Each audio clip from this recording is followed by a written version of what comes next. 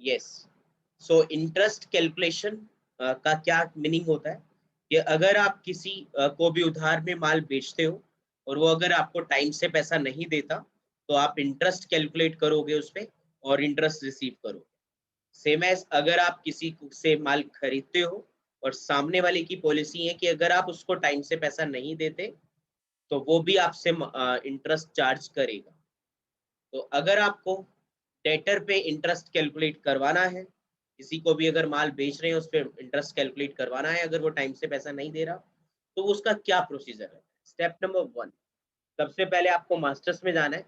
Laser masters में आकर आपको यहाँ पर लेजर बनाना है किसी भी पार्टी का। तो मैंने डेटर के अंदर एंटर किया और यहाँ पर कुरु एंड कंपनी से मैंने एक डेटर बनाया इसका, और इसको सेल करना है। इसको मैंने सेव कर दिया। फिर आपको अदर डिटेल्स पे आना है। सेव करते ही स्क्रीन आपके सामने आ जाएगी और अदर डिटेल्स पे आप जाओगे। यहाँ क्रेडिट डेज के सामने आपको डेज मेंशन करने हैं और इंटरेस्ट के सामने जितना भी इंटरेस्ट है आपकी कंपनी ने जितना भी बोला है वो मेंशन करना है। मैंने इसे सेव कर दिया, कंट्रोल एंड से मैंने सेव कर दिया। देन बैक करो। अगर ये स्क्रीन आपको कई बार जैसे स्किप हो जाती है जहाँ से हम अदर डिटेल्स पे जा रहे थे, तो आपको मास्टर्स में जाना है। लेजर्स के अंदर आने के बाद लेजर में मॉडिफाई लेजर पे एंटर करना है और उस लेजर को ओपन करना है जिसको आप मॉडिफाई करना चाहते हैं, क्रेडिट डेज वगैरह इंटरेस्ट डालना चाहते हैं। तो कुरु एंड कंपनी पे एंटर करो। तो यहाँ अदर डिटेल्स पे आओ, जो भी एडिटिंग करनी है आप इधर कर दीजिए। तो 10 डेज हमने यहाँ डाल दिए और 10% डाल दिया। देन इसे सेव कर दिया, कंट्रोल एंड से सेव कर दिया, देन बैक कर दिया। स्टेप नंबर 2, आपके पास कोई एक आइटम भी बनी हुई होनी चाहिए और उसको सेल करना होगा आपको। तो मैं एंट्री करते टाइम ही आइटम को क्रिएट कर रहा हूँ कि कौन से आइटम सेल करने वाला हूँ। तो ट्रांजैक्शन में आता हूँ, यहाँ पर सेल्स लेजर में गया, होलसेल बिल के नाम से एक आपके पास ऑप्शन रहेगा, इस पे क्लिक करना है आपको। देन डेट आपको मेंशन करनी है यहाँ पर जो भी है आपकी, और किस पार्टी को बेच रहे हैं उस पार्टी का नाम आप चूज करेंगे। क्रेडिट में कर रहे हैं तो ऊपर क्रेडिट का ऑप्शन चूज करेंगे। प्रोडक्ट का नाम क्या है, तो प्रोडक्ट का नाम नहीं बना हुआ तो आप F2 से बना सकते हो। तो मैंने यहीं पर ही F2 प्रेस किया और यहाँ पर मैंने OnePlus Nord 2 मेंशन कर दिया, या कोई भी एक आइटम मेंशन। देन उसके बाद इसकी कोई company, group, category, HSN code अगर आपने डालना है तो आप यहाँ पर इसे एन प्रेस करके लिस्ट में से सिलेक्ट कर सकते हो। फिलहाल मैं इन ऑप्शंस को स्किप कर रहा हूँ। अगर इसको करने के लिए आपको इन्वेंट्री वाले पॉइंट पे काम करना होगा और इसको सेव कर दें।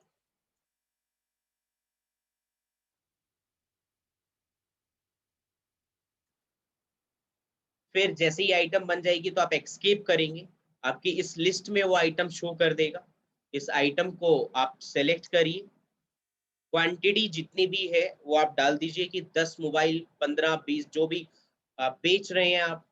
और यहाँ पर परचेज रेट, सेल रेट मैंने डाल दिया कि 25,000 रुपीज का एक है। अगर आपको कुछ यहाँ पर और आइटम्स डालनी है तो नीचे आप और भी आइटम डाल सकते हैं। अब ये जो रेड कलर में आ गया इसका मतलब है नेगेटिव स्टॉक, आपके पास माल है नहीं बट फिर भी आप बेच रहे हैं। क्या आप इसे कंटिन्यू करना चाहते हैं तो आप कंटिन्यू करते रहिए। देन इसे टैप बटन दबाकर मैं सेव कर रहा हूँ। मैंने इसको 25,000 रुपए का टोटल माल बेचा है पुरवेंट कंपनी को और सेव कर दिया। या न्यू रेफरेंस में बिल नंबर बनेगा तो जो भी बिल नंबर है आपकी कंपनी इस इनवॉइस का वो आप बनाइए। देन इसे सेव कर, इसे भी एंटर एंटर करके सेव कर दीजिए।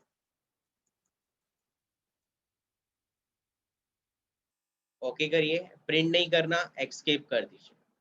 इतना काम करने के बाद ये दो स्टेप फुली हुए हैं हमारे। एक तो लेजर क्रिएट करना और लेजर के अंदर इंटरेस्ट और क्रेडिट डेज डालना। दूसरा सेल करना, ट्रांजैक्शन टैब में आके सेल कर दिया किसी भी प्रोडक्ट को उस पार्टी को। और उसके बाद अब थर्ड स्टेप में आता है कि कितना इंटरेस्ट कैलकुलेट हो गया और अगर उसको अब एडजस्ट करना होगा तो कैसे करेंगे। तो यहाँ थर्ड और फोर्थ स्टेप आने वाला है। थर्ड स्टेप में आप इंटरेस्ट देख सकते हो कितना इंटरेस्ट बन रहा है। फोर्थ स्टेप में आप वो इंटरेस्ट उस कुरुएंट कंपनी में डेबिट करोगे कि ये पैसा और इससे लेना है। याद रखिएगा इस पॉइंट को, ये इतना पैसा और इससे लेना है कि एक तो अमाउंट लेनी है बिल की, मोबाइल की, और दूसरे अगर उसने लेट पेमेंट की 10 दिन के बाद की अगर उसने, तो उसको यहाँ पर आप जो है उसके इंटरेस्ट भी उसके अकाउंट में एड ऑन करेंगे कि ये इंटरेस्ट भी इससे लेना है। तो वो एडजस्टमेंट एंट्री इंटरेस्ट की कैसे होगी। तो थर्ड और फोर्थ स्टेप कैसे फॉलो अप होने वाले। बुक्स के अंदर आते हैं थर्ड स्टेप के लिए। यहाँ पर इंटरेस्ट रिपोर्ट के नाम से एक ऑप्शन है और लेजर इंटरेस्ट है। इसमें सिंगल पार्टी को चूज करो, इसमें वो कंपनी चूज करो जिस कंपनी का आपने डिटेल देखना है। फिर इसके बाद पूछ रहे जो आपने इंटरेस्ट बनाया था वो 365 दिन के हिसाब से था या 360 दिन के हिसाब से था। 360 दिन बेसिकली यहाँ पर हो सकते हैं कि आपके 5 दिन का कोई आपने लीप ईयर या कोई भी लीप ईयर तो नहीं, खैर कोई 5 दिन का आपने इसको यूएसए की अकॉर्डिंग कोई गैप वगैरह देना है। तो 360 दिन के अकॉर्डिंग अगर आपने 10% लगाना है तो 360 सेलेक्ट करेंगे, और अगर 365 दिन के हिसाब से 10% लगाना है तो 365 दिन के हिसाब से। फ्रॉम कितनी डेट से लेकर, मैंने कहा कि उसने हमसे परचेज किया था, मतलब हमने उसको सेल किया था 12 जुलाई को, और वो पैसा दे रहा है 15 अगस्त को। तो अब क्या होने वाला है, यहाँ पर एक और पॉइंट है 1365 और थ्रू 2364, इन दोनों पॉइंट को समझना बहुत जरूरी है। जैसे कि 12 तारीख को आपने माल बेचा, तो 12 तारीख से ही इंटरेस्ट लेना है, तो वो आपको सिलेक्ट करना होगा 365। अगर आप चाहते हो 12 से नहीं 13 से, 12 वाला दिन उसको फ्री दे देते हैं कि अगर वो 12 तारीख में ही पे कर देता तो नहीं लगता इंटरेस्ट। अगर वो 10 दिन लेट हो गया और 10 दिन लेट होने के बाद वो इंटरेस्ट पे कर रहा है तो उसको इंटरेस्ट 13 तारीख से लगाना है, तो आपको 2 सेलेक्ट करना। अगर 12 तारीख से इंटरेस्ट लगाना है तो आपको 1 सेलेक्ट करना होगा, और अगर आपने 13 तारीख से इंटरेस्ट लगाना है तो 2 सेलेक्ट करना होगा। अगर उसने 10 दिन तक पेमेंट नहीं की तो इन दोनों में से आपको कोई भी एक सेलेक्ट करना है। तो मैं आपको फर्स्ट वाला सेलेक्ट कर रहा हूँ। कितना इंटरेस्ट है वो ऑटोमेटिकली पिकअप करेगा, नहीं कर रहा तो आप डाल दीजिए, मोस्टली करता है। देन इसे सेव कर दीजिए। यहाँ पर अब आपको अमाउंट शो कर रहा है कि कितना इंटरेस्ट हो गया, 2,50,000 आपका टोटल वो था, इनवॉइस अमाउंट था। 24 डेज का इंटरेस्ट हो गया 1643 रुपए। तो ये आपको इंटरेस्ट दिखा रहा है। तो ये थर्ड स्टेप है कि आपको इंटरेस्ट अगर देखना हो कि कितना बन रहा है। अब अगर आपको इसका इंटरेस्ट का एडजस्टमेंट करना है कि कितने उस ये 1643 रुपीज को उसके अकाउंट में एड ऑन करने हैं, जिस दिन वो आपको पैसा दे रहा है उस दिन आप ये एंट्री करोगे जो मैं भी करने वाला हूँ। इस पोजीशन पर आके, जिस पोजीशन पर अभी हम हैं, एडजस्टमेंट करने के लिए भी इसी पोजीशन पे आना होता है। तो थर्ड स्टेप जो फॉलो किया था, फोर्थ स्टेप को फॉलो करने के लिए पहले उसी पोजीशन पे आना होगा।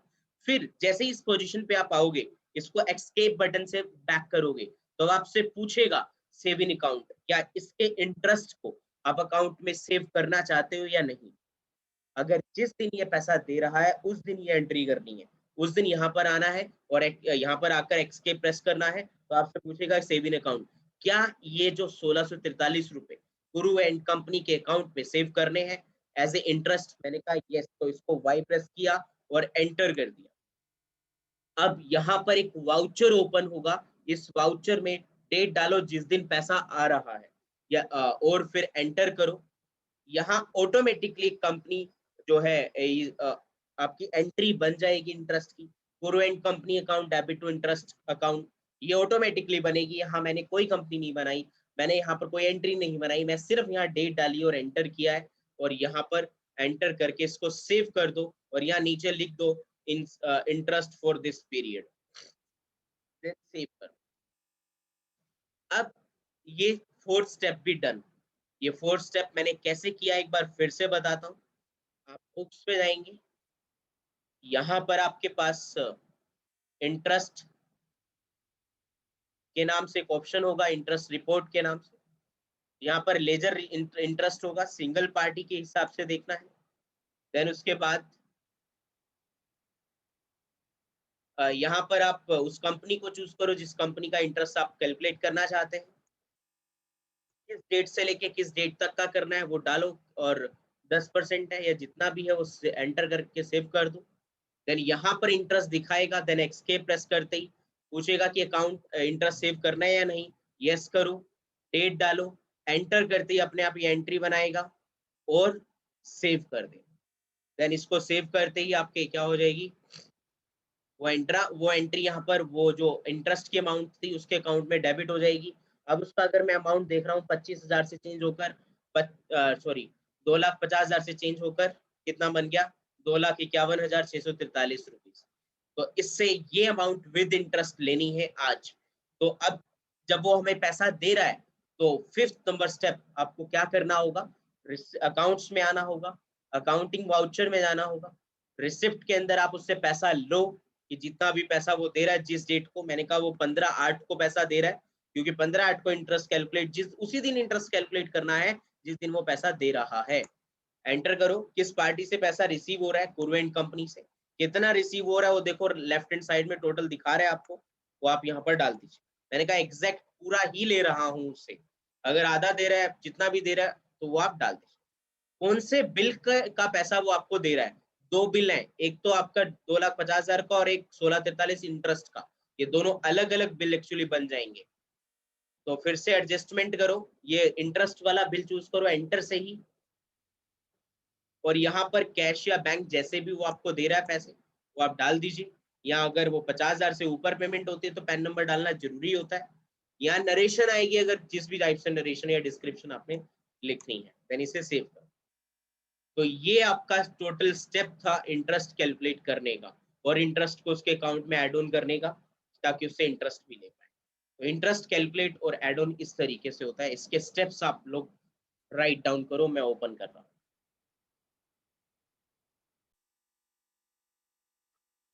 मैंने फार्म एंड कंपनी को ओपन किया मार्क गेटवे में, इसको नोट रिक्वायर्ड कर दिया।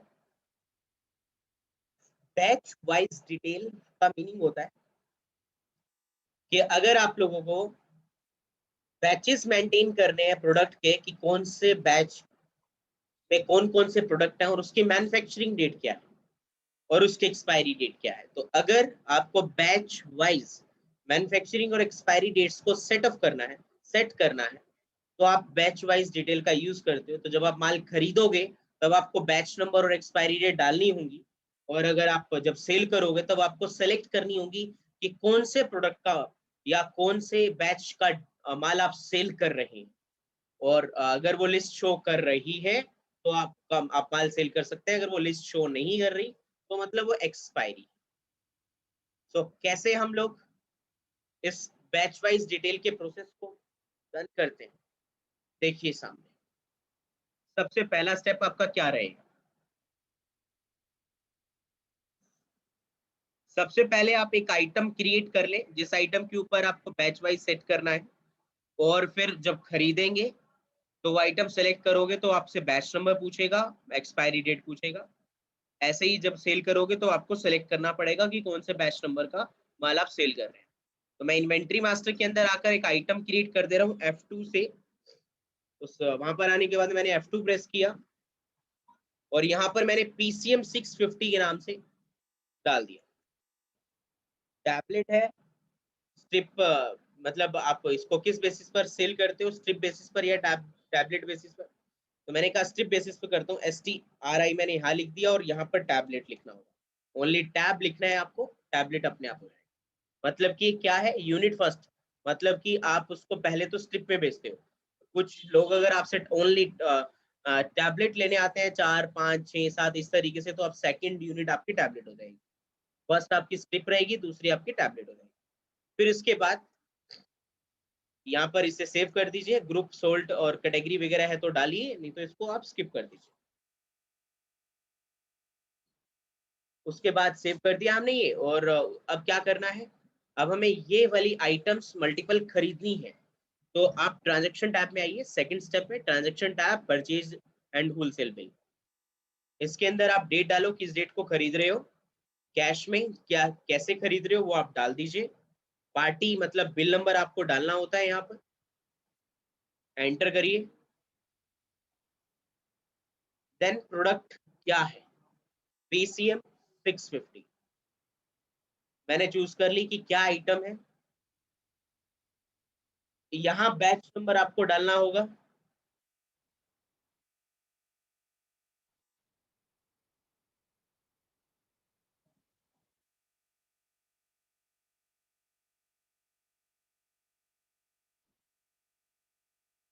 यहाँ पर बैच नंबर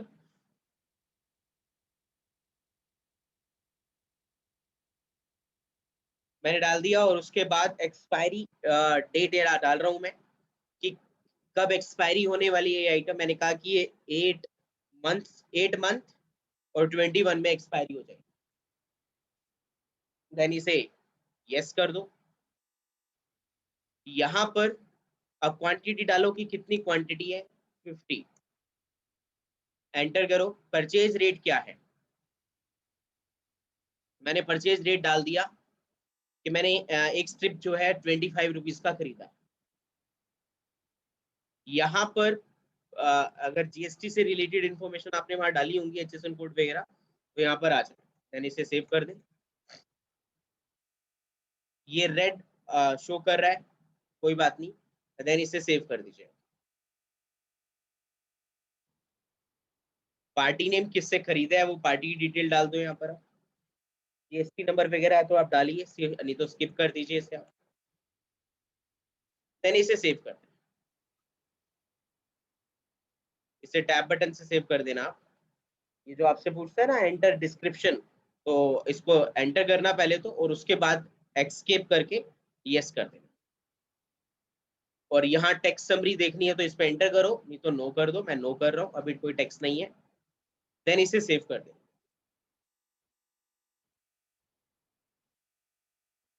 ये एंट्री एक बार फिर से बता रहा हूँ मैं, ध्यान से देखिएगा। सबसे पहले आप परचेज ट्रांजैक्शन के अंदर, परचेज के अंदर आते हैं और होलसेल बिल पे क्लिक करते हैं।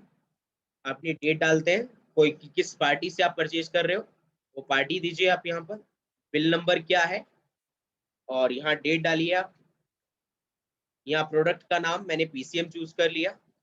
बैच मैं न्यू बना रहा हूँ, बैच मैंने 102 के नाम से न्यू बना दिया।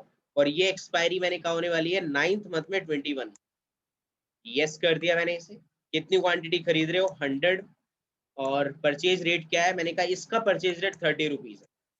यहाँ पर कोई इन्फॉर्मेशन नहीं आएगी तो इसको एंटर करके सेव कर दीजिए फिलहाल।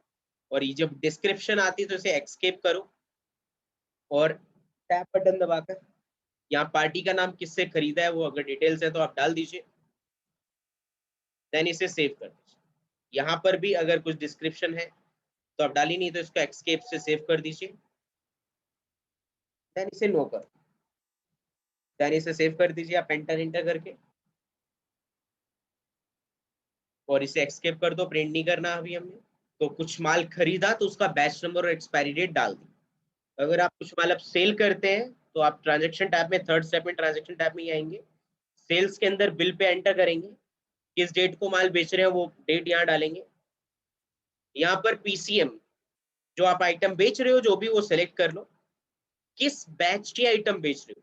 यहाँ दोनों देखो एक्सपायरी डेट शो कर रहा है, तो आपको ये ध्यान से देखकर बेचनी होगी। तो जो एक्सपायरी हो जाएगी वो लिस्ट यहाँ से हटती जाएगी। अगर ये चीज आ रही है तो मतलब आपकी एक्सपायरी नहीं हुई है, ये नहीं आ रही है लिस्ट तो मतलब एक्सपायरी हो गई है। तो आपको ध्यान भी रखना पड़ेगा कि ये एक्सपायरी डेट सेट है या नहीं। तो मैंने 101 वाली चूज कर ली, और फिर यहाँ पर मैंने कहा कि ये आइटम सेल कर रहा हूँ और इसमें 50 टैबलेट सेल कर रहा हूँ, और MRP मैंने कहा कि 50 रुपीज की सेल कर रहा हूँ। बस इसको टैब बटन से अब एंटर किया तो ये पूछता है कि कस्टमर का मोबाइल नंबर क्या है, कस्टमर का नाम क्या है, तो आप यहाँ पर उसकी डिटेल डाल सकते हो।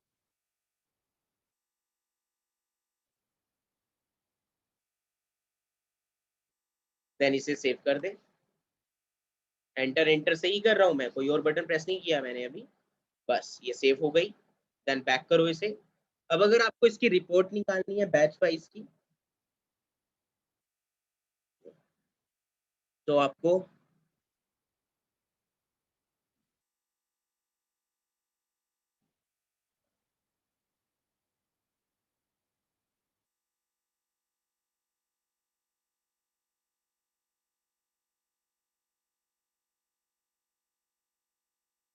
तो आपको यहाँ पर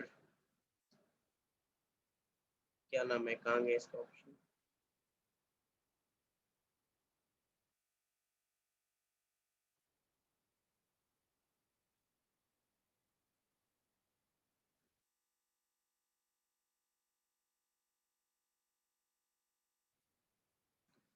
स्टॉक के अंदर आकर आपको बैच स्टॉक पे क्लिक करना है इसकी रिपोर्ट निकालने के लिए, और स्टॉक एज जोन में किस डेट को आप देख रहे हो स्टॉक वो एंटर करो और इसे सेव करो। तो आपको रिपोर्ट दिखा देगा कि उस डेट को आपके पास कौन कौन सी आइटम रखी हैं जो अभी सोल्ड नहीं हुई है। तो वो डिटेल आपको यहाँ पर दिखा रहा है, इसको एंटर करो और इसकी पूरी रिपोर्ट आप व्यू कर सकते हो कि कब बेचा कब खरीदा, वो डिटेल आपके सामने आ जाए। तो बैच वाइज डिटेल प्रोडक्ट की मैन्युफैक्चरिंग और एक्सपायरी डेट को सेट करने का काम करता है, मतलब बैच के अकॉर्डिंग बैच नंबर डाल के आप उसकी एक्सपायरी डेट सेट कर सकते हो। तो परचेज करोगे तो आपको एक्सपायरी डेट डालनी होगी, और सेल करते टाइम आपको लिस्ट में से बैच नंबर और एक्सपायरी डेट सेलेक्ट करनी होगी। तो ये चीजें आपको बैच नंबर में ध्यान रखनी पड़ती है। तो ये था आपका बैच नंबर, इसके स्टेप्स नोट डाउन करें।